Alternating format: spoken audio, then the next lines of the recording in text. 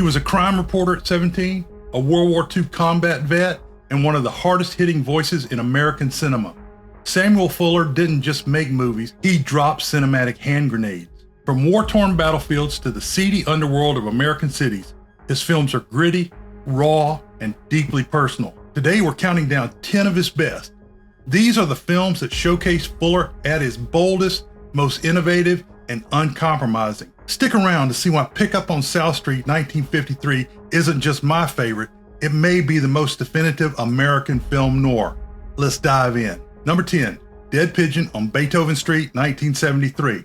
We're kicking things off with a wild one. Dead Pigeon on Beethoven Street isn't your typical noir. Originally shot as a TV episode in Germany, it turned into a feature-length international thriller.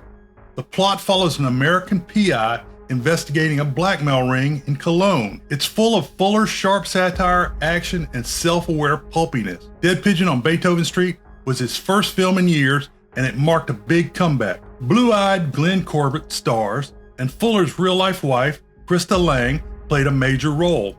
It's a weird, messy, and it's undeniably Fuller. Number 9, White Dog 1982. Imagine rescuing a stray dog only to learn that it was trained to attack black people. That's the plot of White Dog 1982, one of Fuller's most controversial and least known films. Christy McNichol and Paul Winfield star in this intense and sensitive story that explores racism in America through the lens of psychological horror. Shelved by Paramount and banned for decades, White Dog is now seen as a brave film that was unfairly maligned in its time. Fuller faced a backlash for making this, but he refused to back down. Number 8, Run of the Arrow 1957.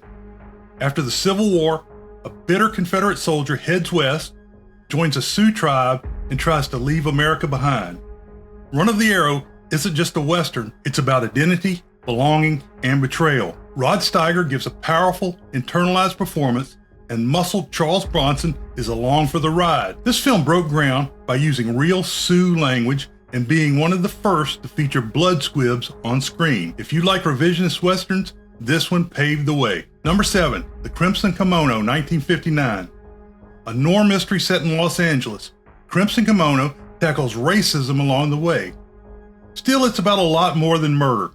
It follows two detectives, one white, one Japanese American, as they investigate a stripper's death while navigating a complex love triangle. James Segata and Glenn Corbett star, with Victoria Shaw playing the love interest. Fuller tackles racism and post-war identity head-on. In 1959, an interracial romance in a Hollywood movie? That was daring. It might look like a standard noir on the surface, but this film is deeper, smarter, and way ahead of its time. Number 6, House of Bamboo 1955. Visually stunning and drenched in post-war tension, House of Bamboo takes the gangster film to Japan. Shot in glorious CinemaScope, it follows an American military investigator who infiltrates a Tokyo crime syndicate. Robert Ryan and Robert Stack bring the heat in a noir that looks like an art film but hits like a bullet. It blends East and West, crime and honor, in a way only Fuller could pull off. Think Yakuza noir before that was even a thing. Read this book as soon as you can, it's thick. There's an affiliate link below in the description. If you use that, I'll get a small commission. Number 5, Shock Corridor 1963. What if you faked insanity to get committed just to solve a murder? That's the setup for Shock Corridor, one of Fuller's most surreal and disturbing films.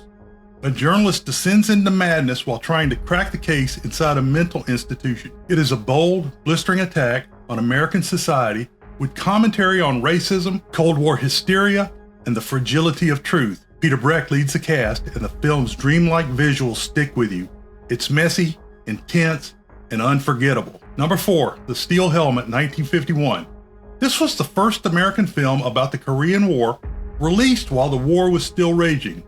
The Steel Helmet follows a ragtag group of soldiers holed up in a Buddhist temple as they fend off enemy forces. Gene Evans stars as the grisly, cynical sergeant.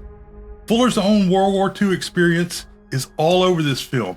The realism, the tension, the moral ambiguity. Made on a shoestring budget, it packs more punch than films with 5 times the budget.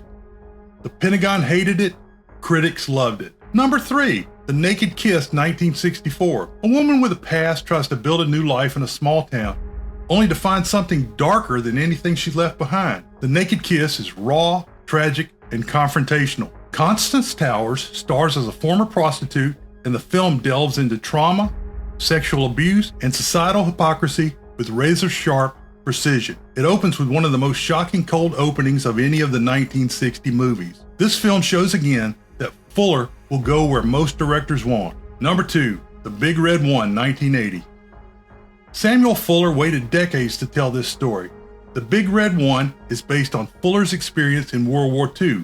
It follows a squad of American soldiers from North Africa to the liberation of a Nazi death camp. Lee Marvin leads the cast with quiet intensity, and Mark Hamill shows up in a rare post-Star Wars role. It's not flashy, but it's deeply personal and emotionally grounded. Studios thought the movie was too long and demanded that Fuller cut it down. Finally, in 2004, a re-edit of the film added nearly 45 minutes of footage back in, turning a good war film into a great one. Number 1, Pick Up on South Street, 1953. At the top of our list is Fuller's finest hour, Pick Up on South Street. Richard Widmark plays a pickpocket who accidentally lifts microfilm meant for communist agents. Suddenly, he's in over his head, dodging both the feds and the Reds. The movie isn't just a thriller, it's a Cold War noir with style, grit, and some of the sharpest dialogue in the genre. Gene Peters and Thelma Ritter round out a perfect cast. Ritter even scored an Oscar nomination. The FBI hated this film, which probably means Fuller did something right. And there you have it, 10 essential must-watch Samuel Fuller films.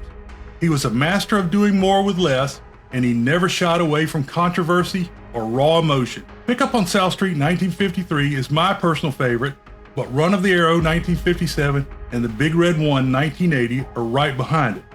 What about you? Drop your favorite Samuel Fuller movie in the comments. If you enjoyed this list, hit the like button, subscribe to Classic Movie Rev, and I'll see you next time. Stay classic. Don't forget, there's a link to the book in the description. Check it out, it's worth the read.